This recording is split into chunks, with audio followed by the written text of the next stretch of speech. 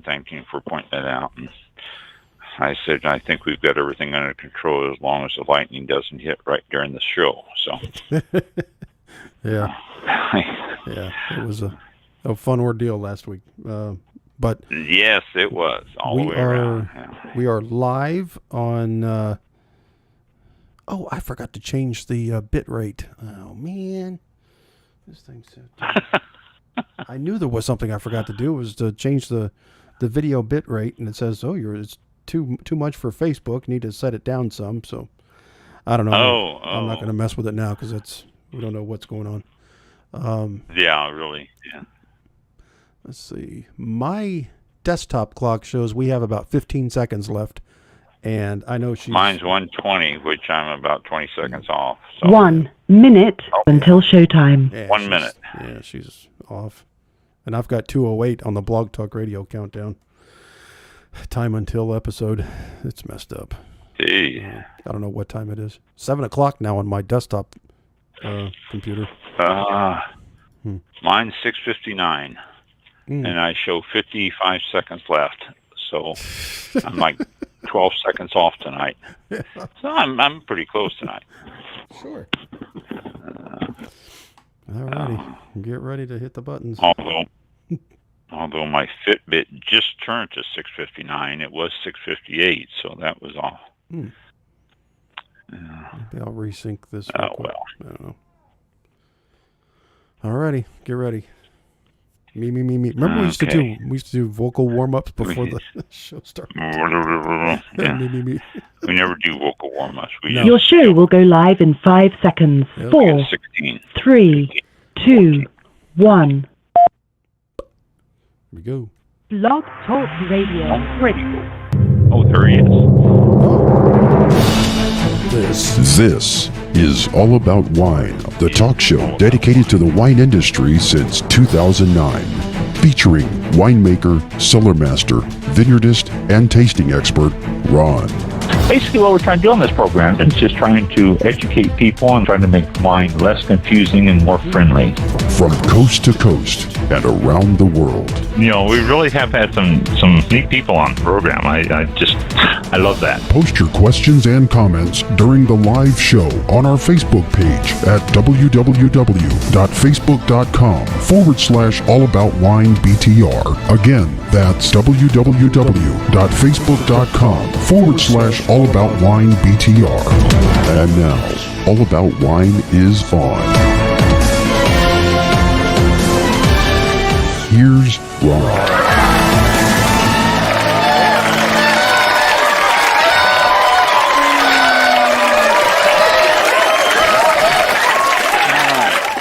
Thank you, bus people. Yeah. Thank you, bus people. Very cool. They are happy. It's not raining tonight, so they're thrilled out there, enjoying their glass of wine and listening to the show. Mm-hmm. So we got a guest tonight, a Garth, and I'm not going to pronounce his last name because I'm going to destroy it. Well, let me try. Hodgson. He'll tell me in a few seconds because he's waiting in the green room to come in and join us on the show. So actually, we don't have anything else of importance other than him. So why don't we just go ahead and bring him on the show and welcome him on here. Welcome to All About Wine, Garth. I'm glad you're able to join us tonight. Hi, Ron. Thanks for having me. I'm happy to be joining you tonight. And by the way, you did my name perfect, so thank you. Oh, how about that? I have destroyed so many names and so many words that it's an yes. Yeah. I'm a buster. Well, and with a name like that, I'm used to getting it destroyed. So when it's properly pronounced, it's a real treat. So thank you for that. Oh, good. I'm glad I did it right. I've been reading through and looking at some stuff and following up on a lot of the stuff of the Legacy Cellar Foundation. This is quite an adventure. But before we get into the Legacy Cellar Foundation, of which, by the way, Garth is the founder, I would like you to tell us your story up to this point, up to the time that you founded the Legacy Cellar. I mean, I've read some stuff on you, and you've got quite a resume. So let's, give me your story there, if you will, please. Sure. I mean, there's a short version and a long version. I'll give you the medium version. There you go. So yeah, I understand we're not on the air for 5 hours, so that's all right. So I started off my wine career in Sacramento. I was working in a restaurant through college, as most of us college students do, and I just kind of caught the wine bug, and I started wanting to volunteer, and I went to the guy who was running the wine program, and I said, "Hey, can I help?" And he said, "Sure, show up on Tuesdays. That's when the boxes show up, and then show up on Sundays. That's when we count the bottles." And so I was, putting boxes away and counting with a clipboard every Sunday to make sure the inventory was right. And kind of started there, and then at one point that gentleman left the restaurant, and the owner looked at me and said, you're the only person in the restaurant that even knows what Merlot is, so off you go. And they told me I was the sommelier, and I had to go home and look up that word. Yeah. This was quite some time ago, before the movies and books and all of that stuff. And so I worked my way out of Sacramento, and I moved to Yountville. And my first job in Napa was with Thomas Keller at the one Michelin star Bouchon. And I worked there for about 2.5 years. And I left Bouchon to work at the French Laundry as a sommelier. And I was at the French Laundry on the floor as a sommelier for about 3.5 years. I finished my work with Thomas. Yeah. Is the French Laundry still open? Yeah, absolutely. It is. I heard. I don't know. I was thinking I heard something that the fires or something. They closed it because of it. I'm glad to hear it is still open. I was there years ago, and it was quite a unique experience. And I'm glad it's still there. Okay, I'm sorry for interrupting. I was curious no about problem. That. Yeah, I mean, you bring up a good point. I mean, I'm based in Napa now, again. But, the fires have affected us for the last couple of years here. And, there may have been a day or two where the French Laundry had to close because of road closures or fires or things of that nature. And there have been times in the past couple of years where it wasn't even safe to go outside because the smoke was so thick it was coming down like snow. And so that might have been a day or two where that happened. Yeah, it was.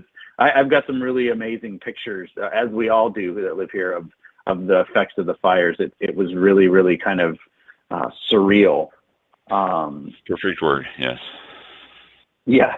But before that, so I was working at the French Laundry for about 3.5 years, and that was a really wonderful experience. And then they let me extend my time by moving to New York and work at Per Se, another one of Thomas Keller's 3 Michelin star restaurants. And I was a sommelier there for about a year. And then when I left there, it was my last restaurant job. And I was the national ambassador for Krug Champagne. So I did Krug Champagne for about 5 years, traveling the country, doing events and tastings and education for Krug, which was a absolutely magical experience. And then I left there. What years was that, Krug? Krug, I started in early 2014 and went through, late 2019 or so. Ended with the pandemic. Yeah, a little bit before the pandemic, yeah. And I spent some time working for a Napa winery, doing a little bit of sales for them, and then that ended with the pandemic. And that's when the Legacy Cellar came about. I was approached by a few people who wanted to start this really great idea of the Legacy Cellar, and we worked on it together and launched it.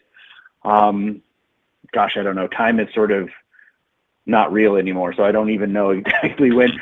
Early pandemic, let's just call it that. Yeah, it happened. Time got swallowed by the pandemic. I think everybody feels that way. People will say, "Oh, just a couple years ago," and then go, "No, wait, that was 8 years ago." And then yeah, pandemic just put a whole new. You lose. Yeah, sorry. You lose reference points, right? Like you do. That was right after that party, or right after that trip, or it was about the time I was doing this. I mean, there's a couple of years where we all just hung out in our backyard and drank too much wine, which was great, I guess. Yeah, but, it was great, but there's no reference, like you say, no time frame there. So, it messed everybody's head up. Yeah. So the Legacy Cellar Foundation. Okay, you are at the Legacy Cellar Foundation now. I want details on this. I want to know all about this and everything else. I mean, this seems quite fascinating, but well, tell me about it first. I got questions on that, so I'll let you talk about that. Of course.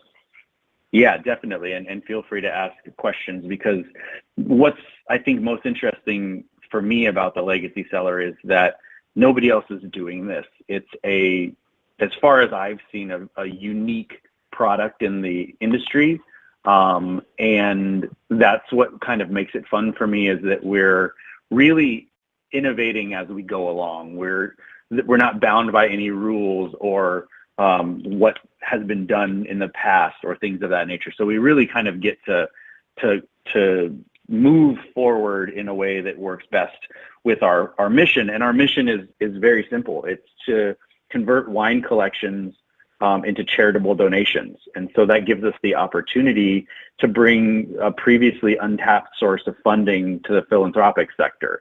Meaning, in sort of layman's terms, we take wine cellars as donations and turn it into cash for charity. And so what that really means is that we have the opportunity to find ways to get money into the philanthropic sector that was not available to donors and charities alike before. Because as a charity, just Big Brothers Big Sisters or Red Cross or whatever you may be, you're able to take a check from just about anyone. That's not a problem. But if someone wanted to give a non-cash donation, and in this case, wine collection, it's a very difficult thing to do. If I called you and said, hey, I have 10 pallets of wine, or I've got a cellar of 5,000 bottles, I'd like to donate it to you, most charities would have to say no, because the logistics are just so difficult. How do we ship it? How do we store it? How do we insure it? What is this worth? How do we sell it? Do we have the legal, permits to sell it? All of these things. And so a lot of times those donations just didn't happen. And so we saw a really great way to sort of make that happen. Every charity is able to take a small donation, a case here, a bottle there, put it in their yearly silent auction at the gala dinner and make some money off of that. And we're not trying to take the place of that. We're really trying to give people the opportunity to make large scale donations, or really, important bottle donations to charity. And it gives you an opportunity to not have to dip into your cash reserves. And I think that was a big thing for a lot of people, especially when we first started during the pandemic. I can't wait until that's a further memory for us. We're still definitely in it. But I think, there was a lot of people that still wanted to give their yearly, to their charity Legacy. Choice. Yeah. Yeah. But, maybe weren't able to because cash changed or their work changed or things of that nature, but they still wanted to give. And so we gave people the opportunity to do that by taking an asset that you don't normally think about. I think a lot of people sit down and they do their finances and they say, oh, my house is worth this much and I have this so much in my bank account, my 401k, and so my net worth is X. But a lot of times people don't think about the wine that they've purchased. It still has a value. It's an asset if you choose it to be. I mean, obviously you can pull the cork out and drink it, and that's a lot of fun, and you should be doing that every night anyways. But a lot of people have more wine than they know what to do with. As a wine collector myself, I understand you don't buy based on what I think I'm going to drink. You buy based on, ooh, that's fun. Oh, that's great. Ooh, I want more of that. Oh, that's delicious. Exactly. Let me get another case, right? And before you know it, you can't open the door to your cellar anymore. That's right. Yeah. So we give people an opportunity to thin their cellar out too. I do that. Oh, that's so good. We need to get some more. Exactly. We get more than we ever think we're going to drink because it's so good. Exactly. And you don't want to run out. I get it. Right. So we at the Legacy Cellar, our mission is to really gives people the opportunity to have a greater impact with their collections. And something that we saw in the market was, far too often, someone collects their wine and they have a passion for it and they've been building this amazing cellar for their whole life, and they've traveled and met the winemakers and brought wines back in their suitcase and ordered some from their local retailers and all of these things. And then they get to a point where they say, oh, I've got too much wine, or I'm never going to be able to drink all of this. Well, that's my kid's problem, or that's going to be, that'll be whoever is in charge of my will or something of that nature. And so the wines sort of just sit. And while we do some of that, we take cellars from people who have passed on, and that's not necessarily my goal. What I really want to do is find these collectors and partner with them so that we can do something amazing with their wine cellar. They've spent all this time and money and effort building this cellar. Now let's let it continue doing something beyond. And that's where the idea of the legacy cellar comes from, is that we want to give people the opportunity to do good beyond just their wine collection. You can, build a basketball court in your neighborhood, or you can open a foundation for, children to come and read books, or you can talk about food insecurity in your neighborhood or others. There's really great things that can be done with philanthropy, and wine is just a vehicle to do that for us, which I think is a really cool thing. Now, that you mentioned all these little projects and stuff like that. You have a big one on, when I first heard from your agent or whatever, I don't know, but that makes you sound more important than I am. Yeah, I know. I would like to say, but everybody I talk to seems to have an agent out there. I often refer to Mike here, my co-host, as my agent, just so I can sound important too. But sorry, Mike. But I got this, and obviously the big thing on here is Robert Parker's gift to the foundation. Yes. Yes. And I read that, and I'm thinking, okay, well, this is out of everybody's league here. This is just too much. Tell us about the Robert Parker gift and the dinner and all that stuff that you raised for St. Jude. That's fascinating, actually. Yeah. But, it's a really cool thing that we were able to do with Robert Parker.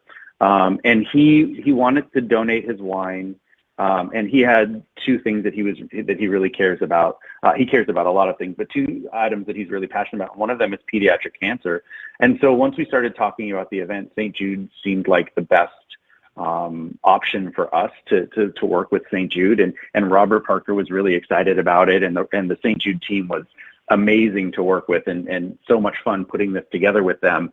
But the idea was, and we were having lunch with Robert Parker, and he said, we'll start with one bottle, and he held up his one finger, and you kind of thought, well, okay, well, what could one bottle be? His cellar's great, but what is this one bottle going to be? And he said, I have a 27-liter Senequinon, the inaugural 2003.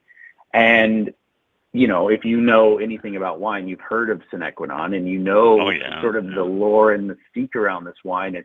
And he said 27-liter. And my first thought was, well, that's a really big bottle. And, for people who need the conversion real quick, it's 27 liters. It's the equivalent of 36 bottles of wine in one large bottle. One bottle. Yeah.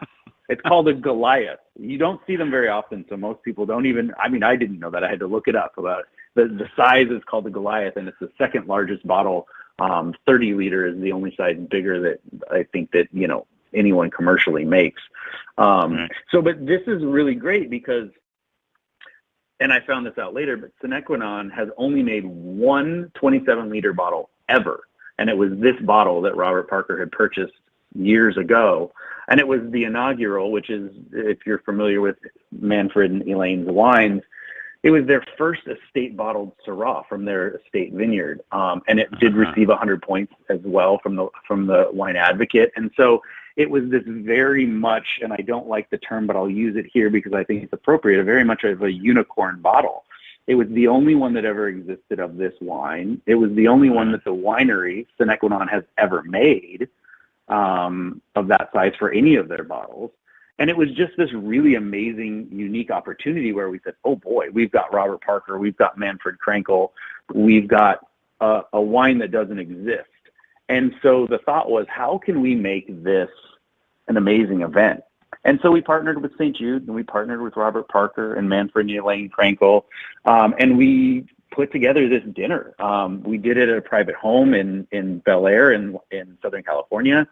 We had Nancy Silverton as the chef, because if anyone's familiar with Manfred Krankel's biography, he started out as a sommelier for Nancy years and years ago before he became a winemaker. And so there was, how he got started in wine was winemaking was Nancy said to him, hey, can you go up to the Central Coast and find a wine that we can bottle for the restaurant to make sort of our house wine?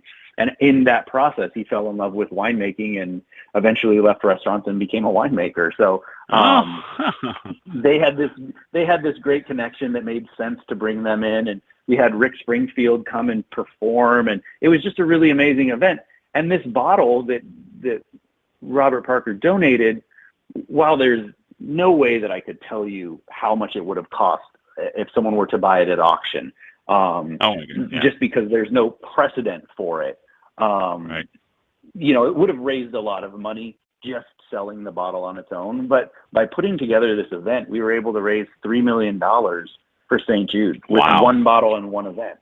And it was amazing because, you know, we had all sorts of really wonderful things that came together based on this one bottle and Robert Parker's generosity, which, you know, that money would have never been into the philanthropic sector had it not been for that donation.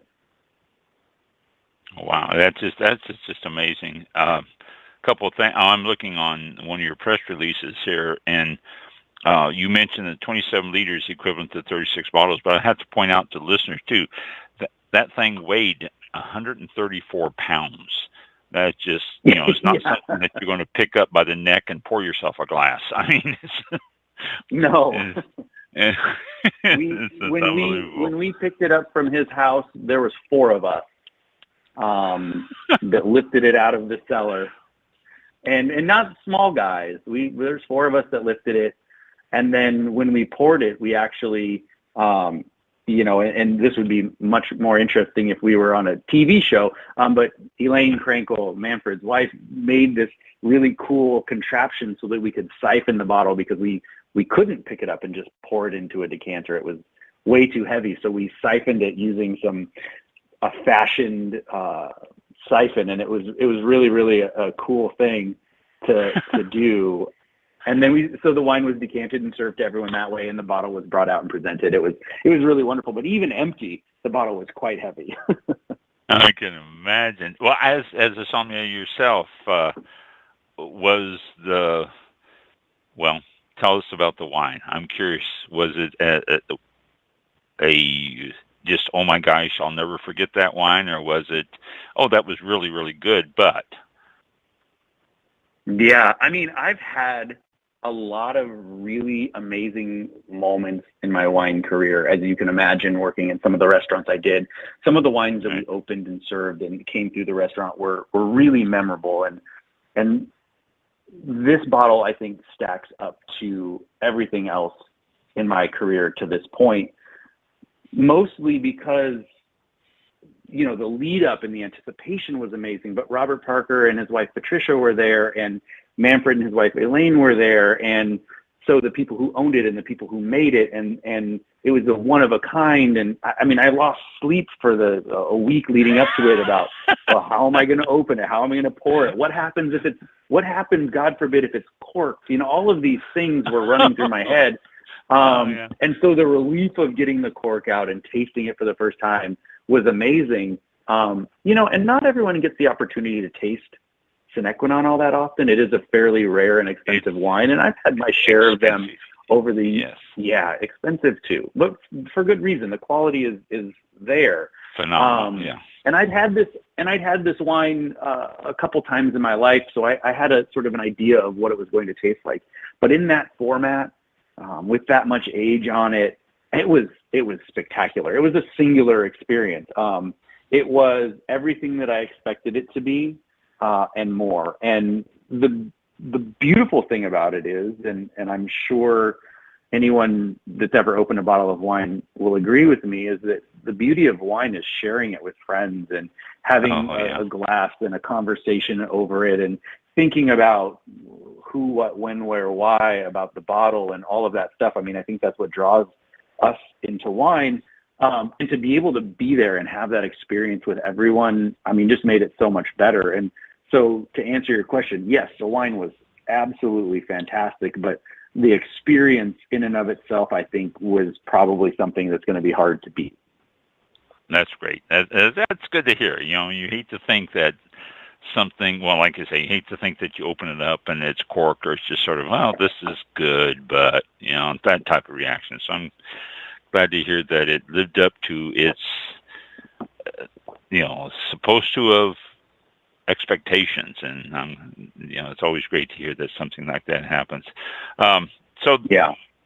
$3 million on this one event with one bottle of wine. Wow, that is phenomenal. Yeah. And you also introduced, I'm sure, if people were willing to pay the donations that it costs to come to this, I'm sure you made contacts with other people who had cellars that would look at donating some to another event or something like that. So. Yeah. And I think that's a big part of what I do is that, you know, and we didn't really talk about this yet, so I can hit on it now because I think it's important, is that the way that the Legacy Cellar works is 100% of our overhead is underwritten. So that means that every penny of the value of a wine, so we don't take fees or percentages or points or commissions or anything of that. So of the $3 million that was raised for St. Jude, all $3 million went to St. Jude, which I think is a really, really great thing, because there might be someone listening right now saying, well, I've got a wine collection and I could go to, you know, your favorite auction house and sell it and donate that money to charity. So what do I need you for? And, you know, through my connections in the wine industry and our sort of mission as a charity, is we have the opportunity to make partnerships and to talk to people and say things like, you know, all of this money is going to charity. Will you sort of waive some of your fees and things of that nature? And so we've made a lot of partnerships in the auction world and in the private sector world where we're able to retrieve 100% of the wine's value. So if, like I said, if a wine's worth, if you had $1 million cellar, $1 million of that would go to charity. And so that makes it really unique and special, because all of these other auction houses, they're businesses. They're, of course, doing what they're supposed to be doing, and it's great, but there's insurance and shipping and buyer's fees and seller's fees and all of those things. And so not all of that money from your seller would make it to charity. And so by going through the Legacy Cellar Foundation, that is an option for people to really give even more, which I think is really fantastic. It is. And to that point, that's sort of the biggest part of my job, is when a seller comes in, or when a bottle like Robert Parker's comes in, is we sit and we think, well, how can we make the most impact with this bottle?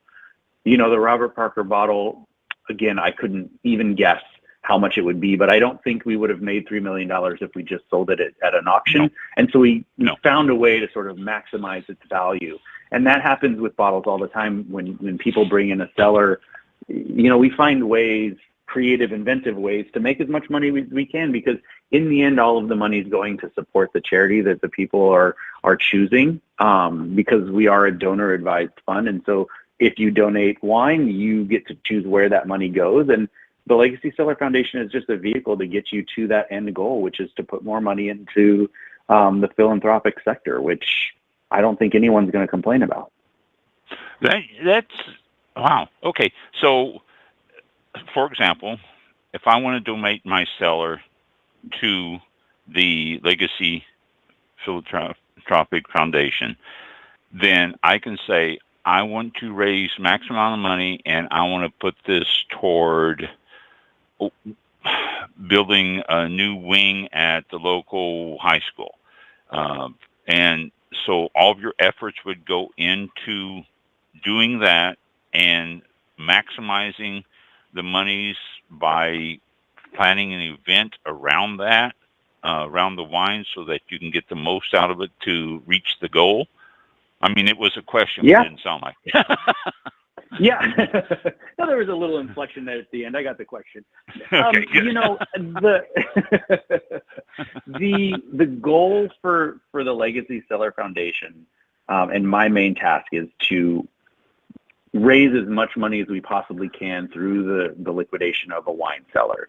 And we are able to donate that to whatever the donor wants. So yes, if you wanted to build a wing at the high school, or build a fishing lodge in Montana to help disabled veterans, or if you wanted to donate to a local animal shelter, whatever you were passionate about as a donor, you would be able to do.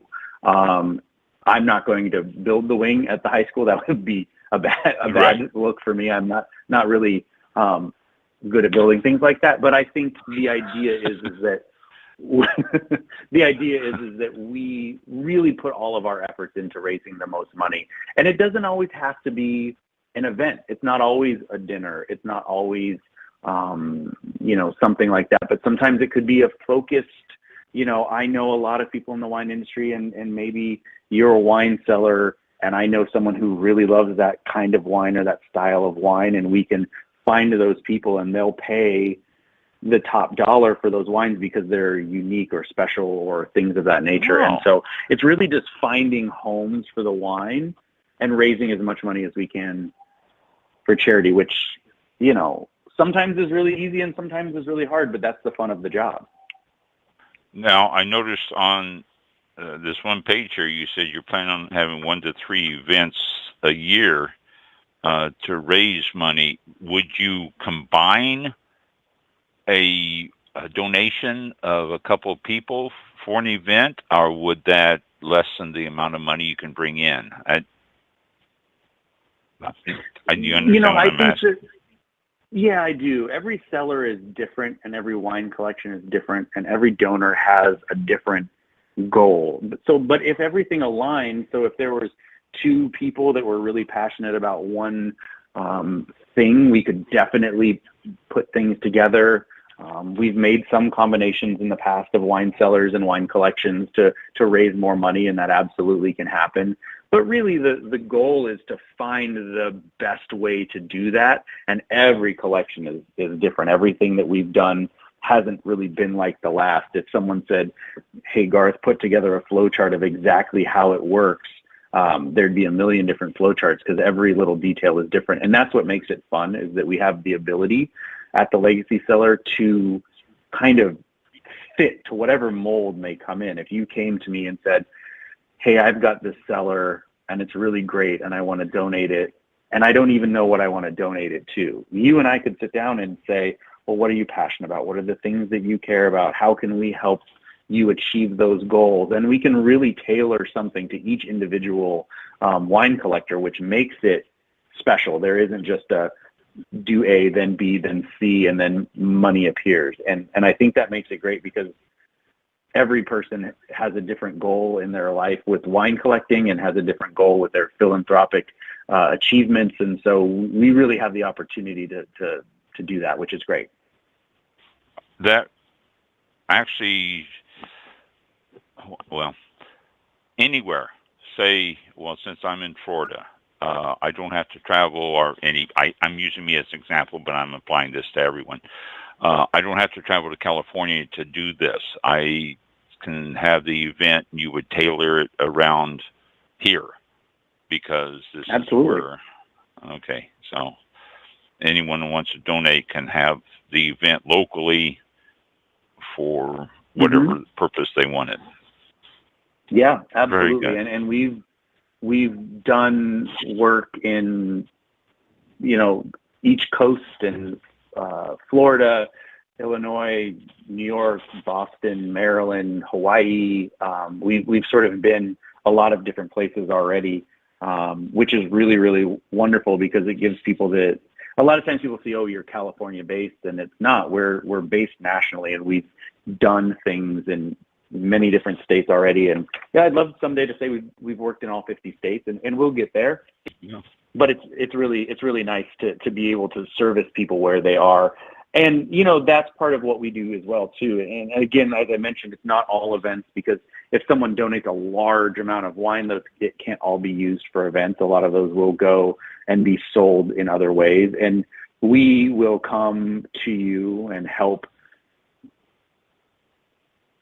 inventory your wine and assess the value of the wine, and we'll pack it.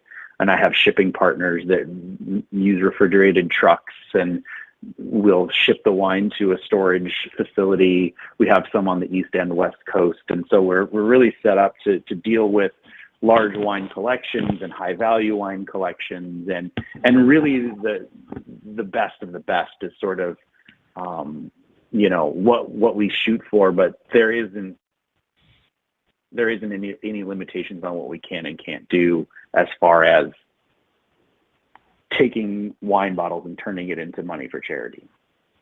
Now, if an individual wants to donate their wine or anything, is there any cost involved to that individual? I mean, I want to donate my cellar. I'm not going to be faced with any charges or anything? Correct. Okay. The process is to make it as simple as possible is you and I would have a conversation.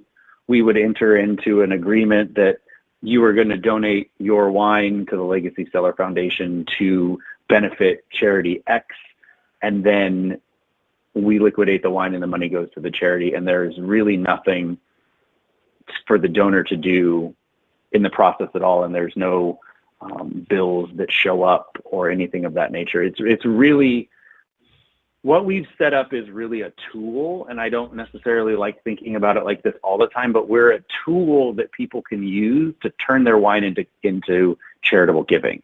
I think tool makes it sound maybe a little bit blunt, but we give people the ability to turn wine into cash, and to make it as easy as possible. Return. At the maximum return. At maximum or more. I don't have statistics, and mostly things are skewed, for things like the Robert Parker bottle, I couldn't tell you, but we achieve over 100% most of the time. A wine's value usually is exceeded in the donation to charity, and that's really my goal. If I can go to sleep every night saying we made as much money as we possibly could, then I'm doing my job. And well, that's the key to it, I think, more than anything. Because if you go out and try to sell it yourself, you're not going to realize the full potential of what you're selling. I mean, with you know how to give the biggest return on it, and so therefore you will strive for that, which is going to benefit the selected charity even more. So. Absolutely. And I think by putting things in the term of philanthropy, everyone sort of understands the game. I think the people who are going to try and, nickel and dime you and say, hey, I'll give you $50 for that bottle or something. People understand that the money is going to a good place. And so they understand that I'm not trying to gouge them by charging a certain amount of money, and they're not going to try and, the idea is that the wine is going to go to a good home, someone who appreciates it and will drink it and love it. And the money is going somewhere good. It's not just to make me rich. I'm not making any money off of it. We're helping other people by participating in the purchase and sale of something that we all want anyways. Oh, that's fantastic format. I mean, I love the idea of how all that money can go to the charity that's picked. Speaking of charities, and something that just occurred to me, without, betraying any trust, what are some of the charities that you have donated through this? We've done a lot of really great work with charities, national charities and local charities, and we've donated to St. Jude, as mentioned, World Central Kitchen. We've worked with Meals on Wheels in a couple local places. We've donated to organizations that help the ocean and organizations that look after food insecurity nationally. It's been a real eye opener. And for me, someone coming from the wine world and talking to all of these charities and foundations and people that we've been able to help, it's amazing what philanthropy does in this world. It's amazing how many people it touches and how many people are sort of part of the philanthropic world. And every day I learn something new. I hear of a new charity or someone doing something amazing. And it's just really fulfilling to know that all the hard work in the end of the day is going to help, someone in need or someone who we're supposed to. Yeah, exactly. I mean, we're filling a role that is vital to society. Without philanthropy, I mean, society would look much different. I donate to way too many organizations myself. I'm good about it, but I'm horrible about my wife says, why are you donating to them? And I've been doing that for years and years. Once you contact a charity, and I just throw that out there because she's always saying, and I do. I donate to a lot of different ones. But once you contact a charity, do they jump in with both feet and try to help as much as they possibly can? Or do you contact the charity after you've raised the money?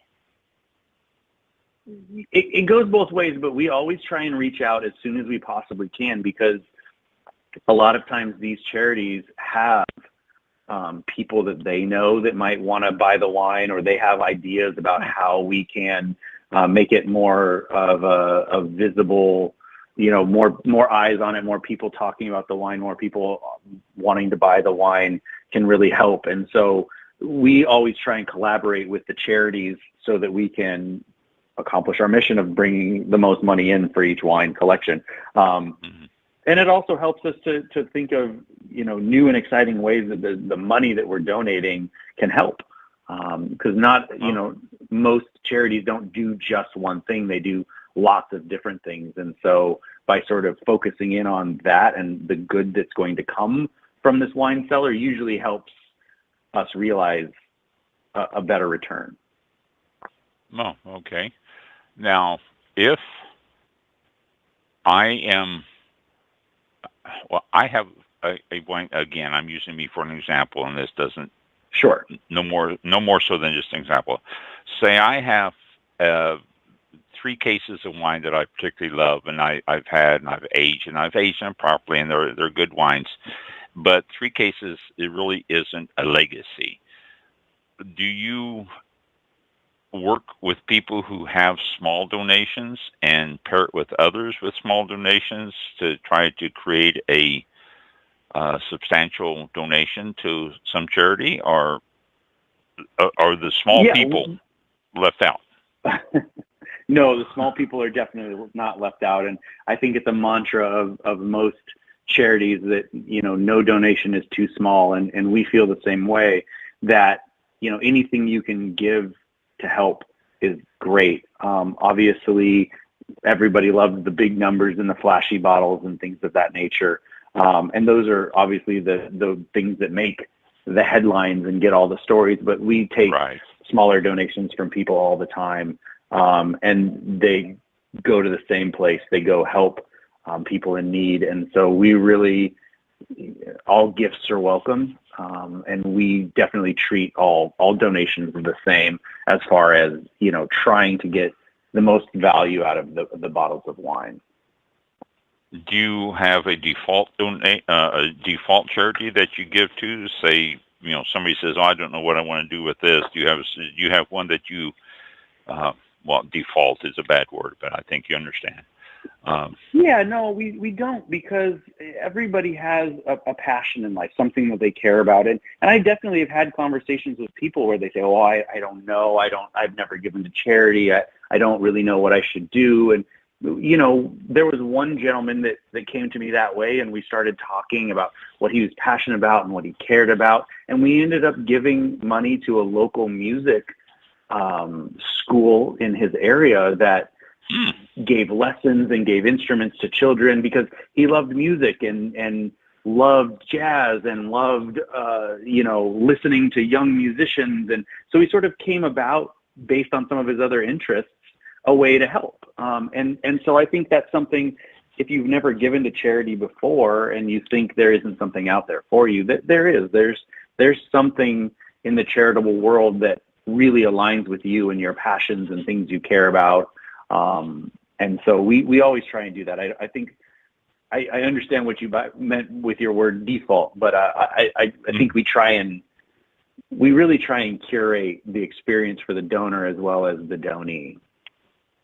Oh, very good. That's, I gotta say, there are so many charities out there. I get to way too many of them to try to choose one. I think I would be hard pressed on that. Sure, and we can definitely split a donation amongst multiple charities too. If someone said, I want to donate my cellar and I want it to go to these 5 charities, that's very easy to do as well too. So, people have the opportunity to do that. We don't make people pick just one. Oh, very good. So the Legacy Cellar Foundation will work for everybody who has wine. Now, say estates, and you mentioned this earlier, but I wanted to bring this up again. Say someone's listening and say dad has passed away and I'm not a wine drinker, but he has this wine cellar. That would be a good opportunity to put it somewhere that's going to do good. But I'm saying, okay, now this is a lot of money here. I'm going to donate this. Do I get a tax write-off on this, or can I? There something? Okay, it is all. Yeah, donating wine is tax deductible, and we provide tax receipts for all of the donations. And so, especially when people are doing estate planning, or if they're in the position where their father or mother has passed away and left the wine collection, a lot of times people just don't know what to do with it. Right. Mom and dad had all this wine and it's just mom and dad's dusty old bottles, and I don't really want to deal with it. And I've got to get rid of the couches and all of the other things too. And what do we do with this wine? And that's where we come in, and we take the wine and we make sure that instead of getting pennies on the dollar, you're getting full value for the wine, and that it's going somewhere that people are going to appreciate the wines. And also, it just makes it easier. I mean, a time like that is difficult. And so to have to wade through bottles and this and that and try and figure out all of the logistics, I think sometimes can add so much stress, because wine is a high stress thing if you're not familiar with it. How do I store it? How do I ship it? How do I do these things? And to have someone like the Legacy Cellar come in and just say, we've got this, don't worry about it, we'll take care of it, I think is a great relief for a lot of people in a time when there's a lot of stress already. And you also get another chance to continue on the relative's legacy too by donating that to a charity that they might have been particularly fond of. So that would work well even absolutely. further. And we've had an instance where someone passed away and their wine was significant enough that it was able to have a fellowship at the university that they taught at, named after that. Wow. So there was and so your legacy can live on at a university or a building named after you, or a library or something of that nature too, where you can continue on your legacy by giving wine. And I think that's something that's really fun too. You can honor your parent by deciding to do that with the wine, the value of the wine too, which is great. And something that sort of just popped into my head is we've been talking for a bit now, and every time I say something, you've got another question, and I love that. And it happens so often because it's a very, very simple model that can go in a million different ways. And so everyone always has questions. Well, what about this? And what about that? And the answer is always like, yeah, we can do that. No problem. The real basic nuts and bolts if anyone's listening and still hasn't quite figured it out, the real nuts and bolts is simple. We take wine and turn it into cash for charity, and we take all of the distraction and all of the questions and all of the difficulties out of it for the donor and for the charity, because as I mentioned before, it's difficult for a charity. If you called and said, hey, I've got 10,000 bottles, I'm going to drop it off on your doorstep, they're going to say, oh, wait, what am I going to do with that? No. Right. And so we sort of act as that middleman, that tool, as I mentioned before, to really make it easy for everyone in the process to take something that's difficult and turn it into cash that everybody knows what to do with. So, if this was different, if it was Rolexes or cars or something, that's a little bit easier. There's no legality to reselling that like there is with alcohol, and there's no storage necessarily that's so precise. You have to have the right temperature and the right humidity, and that can't change, and all of those things that come along with wine. And so we really just make it easy. And I love having conversations with people, and they say, well, they've got some intricacy or some oddity about their collection or their cellar or this. And they go, well, what about this? And it's always like, absolutely, we can take care of that as well. And it's a great relief to people. I've never gotten off the phone with someone and had them kind of say, well, I still don't understand, or this might be too difficult for me. It's always a like, wow, that was amazing. And thank you for helping me with this, because we really do come in at the beginning and take care of it all the way through the process. And so people have the opportunity to say, I want to give you my wine, and then they don't have to do anything else until the money is donated. And then they just have to receive the letter from the charity saying, thank you so much for your generous donation. Oh, fantastic. This has nothing to do with the donation stuff, but once you get it, do you have storage facilities for all these wines? Oh, yeah. Yeah, we have around storage the country? facilities, and I have people that I work with that have wine shipping companies, and there's a network of warehouses that we have access to, and it's a really great process that we've come together. And I think that's what makes us unique, in the sense that it isn't an easy process to duplicate. It's not easy. Really. Yeah, and that's, I think, the big part is that we saw this big hole in the market where it just wasn't easy to do. It wasn't easy to donate wine to a charity. And that's what we really wanted to do, was give people the opportunity to take wine and turn it into cash without losing money by every person nickel and diming them, in the sales and the shipping and the insurance and all of this stuff. We wanted to make sure that 100% of the wine's value goes to charity. And this was the way that we had to do it. And we've done it, and it's successful, and it's a proven model. And I think, maybe someday someone else will come along, and I'm fine with that. I would love to have this be something that everybody wanted to be a part of, and everybody wanted to donate wine, because our goal in the end, like I said, we're not a for-profit organization. We are simply helping people turn their wine into charitable givings. And so if more wine was turning into money for charity, that's a great thing. It is a great thing. Without question, that is a great thing. You have a great, business format here and everything. You started in 2019, I think you said?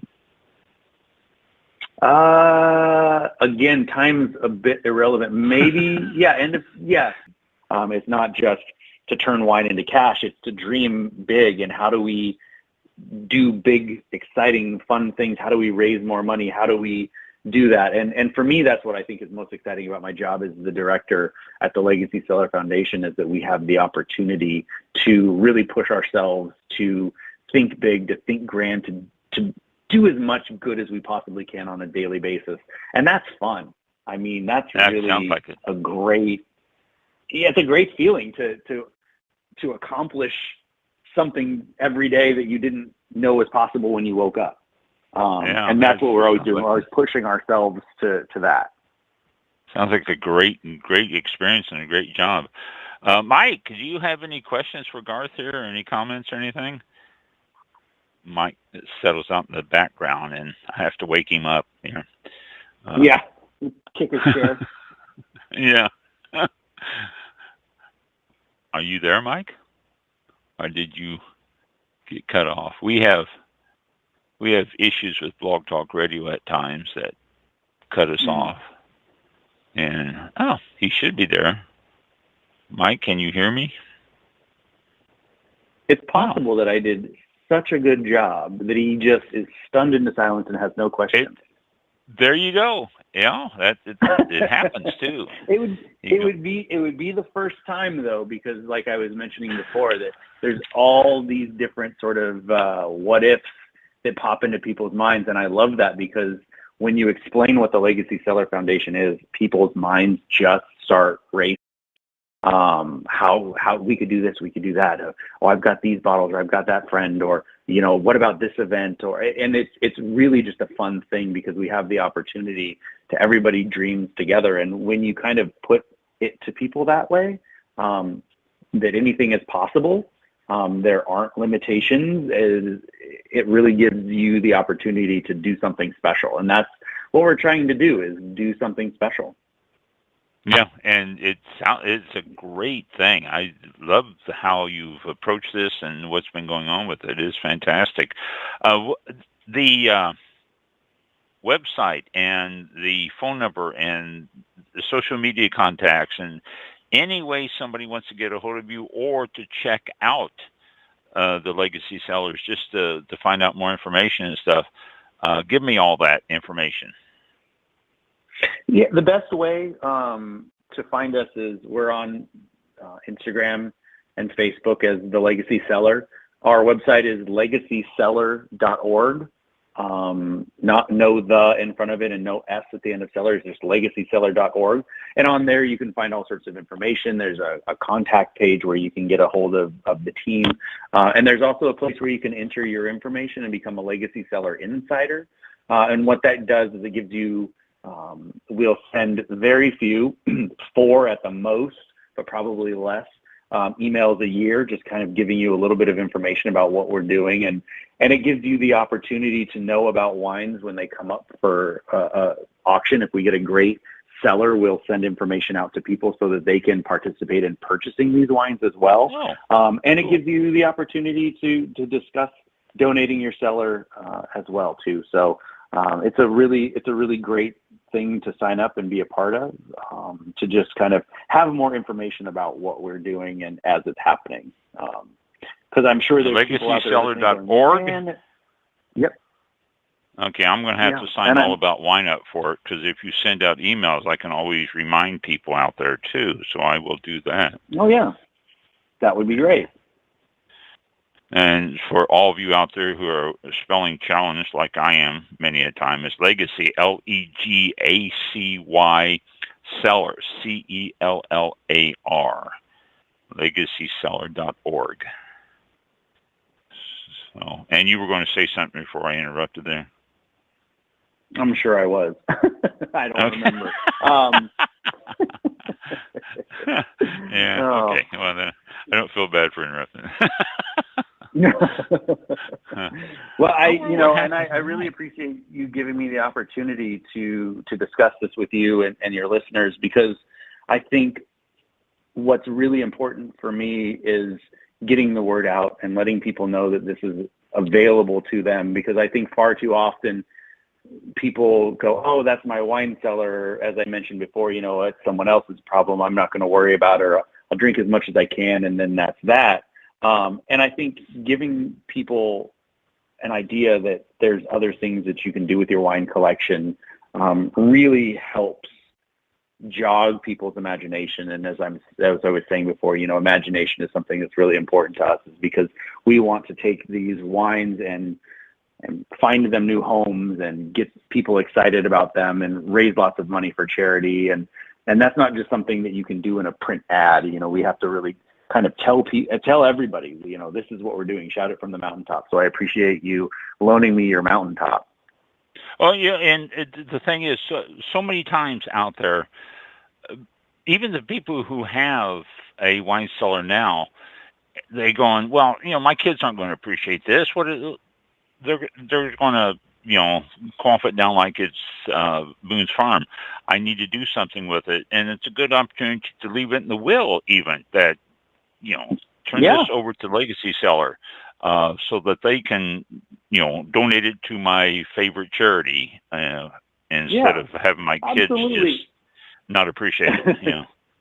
Right. Well, and I think that's the thing that I always try and tell people too is, I'm a wine lover. It's what I've built my career on. It's what I have, spent most of my life thinking about and talking about and learning about. And that's what people who have wine cellars do as well too. They not only are you just collecting wine, but you're collecting stories and sharing it with other people. And you want to make sure that lives on, that lives past you. This is your cellar that you've built. It's very important for people that are building it. And we have the opportunity to sort of continue telling that story and make sure that it goes to great places and helps people in the long run. And, not to ace anybody's kids out of a cellar, but, we give it an opportunity to continue to live. We give their cellar an opportunity to continue to do good, and as much good as possible for a long, long time. And that I think is really great, because before we came around, there weren't very many ways to give your cellar or to turn your cellar into, continued good for the world. Yeah, and I agree. I've never heard of anything either. And, and people whose children will appreciate the wine would not have to worry about it. It's so many out there right. that the kids are like, wine. I'd rather, go my craft beer now and stuff like that. And so, right. like you say, continue the story. And so it's a good deal that way. So, all right. Well, where's Mike? Mike, where are you? Hang on. I think I'm here. For some reason. Okay. Oh, there he is. All right. Mike. Yes, Mike. Welcome. Thank you. Just joining. If we could go back through the entire show, that'd be great. And start. No, I'm just kidding. No, I accidentally disconnected my. You missed it all. I accidentally disconnected my microphone cable, and I'm sitting here. I was typing notes and stuff. And when you said the first time, you called for me, and I was pushing the on-air button, and I go hello, but I didn't see the needle move. And I thought, all right, what's going on now? What happened? Have I been just sitting here? But it's been coming through the whole time, and I've taken quite a few. I'm always like in the background taking notes and stuff, and I did have a couple of questions, but you already answered them really about splitting the donations, and I forgot the other thing. You were talking about the other beneficiaries that have. That you've supported as well. So took care of that, and this sounds like a great thing to get involved with for sure. So encourage everyone to visit your website and follow you on social media and get involved. It sounds like a great organization. So best of luck to you. Thank you. Yeah, thank you. Thank you. And we'll I'll sign up All About Wine for it. So whenever we do get an email in, I'll remind our listeners that you're out there and about it and all that. We'll keep the name forefront so people won't forget about it, and I'll do that. Absolutely. Yep. So, Garth, thank you so very much for taking the time this evening. Well, you're on the West Coast, so this evening for you or this afternoon. Thank you for taking the time to join us and telling us all about the Legacy Cellar Foundation, which is a great cause, and I hope this will motivate people to start looking into it more and finding good ways to liquidate, no pun intended, their wine cellars. So well, Ron, I appreciate your time and your interest, and I hope this sparked a few questions for your listeners and a few ideas, and this is something I think we can all rally behind, and doing good and drinking wine, they're all noble tasks. So I think we should do as much of both, as many days as we can. I agree 100% on both of those. Like I say, I donate to too many. So very good. Thank you. Have yourself a wonderful rest of the evening. Good luck in your continued ventures with Legacy Cellar, and maybe sometime in the future we can talk again. Thank you. That sounds great. I appreciate it. I look forward to it. Thank you. Okay. Thank you very much. Have yourself a great evening now. Right, thanks. Thanks. You guys too. Thank you. All righty. All right. There you go. And He's off. Okay. there he Very just good. left us. All right. Very Mhm. good. That's an interesting concept. I was fascinated. And, the thing that caught my ear, I think, more than anything else in that whole conversation was when he said, we don't take any of the money. Right. Everything It's 100%. that's raised goes to the charity, 100%. Yep. And that's great. That's one of the best lines I think I heard in that whole conversation. Yep. Because it's not like you're taking 10% or 15% out to pay all these people and everything else, Right. and all the storage and everything that's involved. I mean, Well, it's like an all auction. your wine that you. Yeah, it's like you hear about auctions and this went for $1 million at auction. It's like, yeah, but how much did the beneficiary actually get? For fundraiser type Yes, auctions, yes. and how much did they get, and how much was administrative fees, and in this case storage and all that, and for other auctions and that there with Legacy Cellar there are no fees that are kept or anything like that. It's 100% that goes to the the charity. So yeah, that's amazing. And that is amazing. That's one of the biggest things about that. Yeah. And you can choose any charity you want. I mean, there's lots of them out there. Veterans organizations and Oh yeah. Animal causes and religious and anything you want. I mean, there's because of the pandemic. I read that the charities are hurting now. People aren't giving as much Right. To charities as they were before the pandemic. So Yeah. anything would be appreciated by them now. So Yeah. great concept, great cause. Mm-hmm. Yeah, very much so.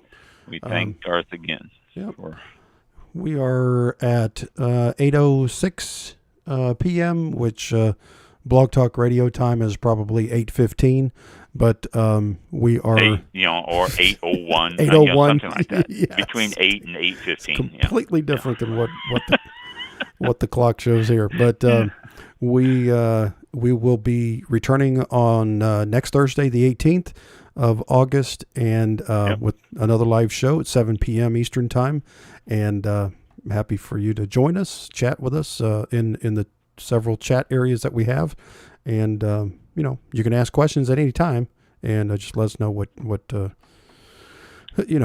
you'd like to know about wine or the subjects or what. So just connect with us. Or email. If you want to be on the show, like we say all about wine. The show tonight was about wine, but a different aspect of it. So any branch that involves wine, we will be happy to talk with you about it. Yeah. And or get like you on the show. July 28th, we talked about cigars. So there you go. Cigars, yeah. Sometimes we getting ourselves diversified here. Yes, we did get diversified. That was a fun show. Fun show as well. So that was. Yeah. Very good. Anything else? We'll go ahead and close it out and see you all next week. Have a great weekend and a great week ahead, and be safe. Thank you. Be safe out there. Thanks for listening. Yeah, This concludes tonight's broadcast of All About Wine with your host, Ron. For show information, links to All About Wine on Twitter and Facebook, or to be a guest on this show, visit the show website at www.allaboutwinebtr.com. Archived shows are available for download on iTunes or on our show page at blogtalkradio.com/allaboutwine. Thank you for listening.